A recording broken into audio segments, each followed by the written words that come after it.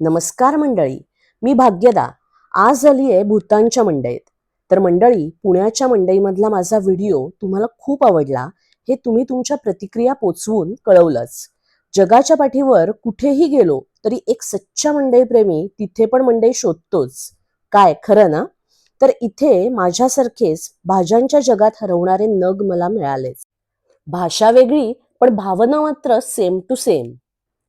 तर इथे लोकसंख्या कमी असल्यामुळे बऱ्याच गोष्टी अंडर वन रूफ मिळतात. म्हणजेच ताज्या भाज्या, त्यात काही आपल्यासारख्या, काही अजून वेगळ्या. एका बाजूला फळांचं मार्केट, एकीकडे ड्राय फिश, एकीकडे रोस्टेड राईस, तसंच सुकवलेले कारल्याचे काप आणि डेअरी प्रॉडक्ट्स पण इथेच बरं का. इथले भाजी विक्रेते पण निराळे. जरी भाषा वेगळी असली तरी आपला माल खपवायची गडबड मात्र मनाला भावली. त्यांच्याकडे विशिष्ट पान खायची तलफ जवळजवळ प्रत्येकालाच. त्यामुळे त्यांची तोंडे एकदम लाले लाल झाली होती आणि ते बघायला जाम मजा आली. आमचा गाईड टेन्झिम मला अगदी मनापासून मंडई दाखवत होता. यावेळेस मात्र मी खरेदीवर नियंत्रण ठेवून होते. तरी लिची आणि मसाला पान आवर्जून घेतलं. तिथे आपली शतावरी, त्याच्या स्टेम्स हे लोक उकडून खातात. मी सकाळीच ब्रेकफास्टमध्ये ते खाल्ले होते.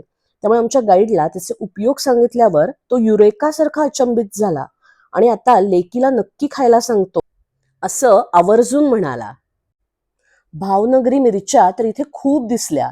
त्यांची नॅशनल डिश एमादात्सी यापासून बनवतात. या मिरचीमध्ये बटर आणि चीज घालून ही मस्त स्पायसी डिश हे लोक भाताबरोबर खातात. आम्ही त्याचा पण आस्वाद घेतला. याक मिल्क इथे मोठ्या प्रमाणावर उपलब्ध होते. त्यामुळे त्याचे चीज इथे हार्ड चीज करून माळांमध्ये लटकवले होते.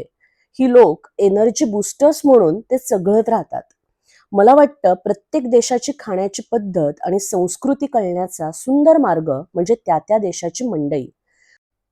भूतानला जाणून घेण्यासाठी मला पण या मंडईचा छान उपयोग झाला. तर मंडळी, आजचा भूतानीज मंडईचा व्हिडिओ तुम्हाला नक्की आवडला असेल. जर आवडला असेल तर माझ्या पेजला फॉलो करायला विसरू नका. आणि त्याचबरोबर यूट्यूबवर भाग्यदा नागेश अस्सल पुणे 30 या चॅनलला सबस्क्राईब करा. थँक्यू.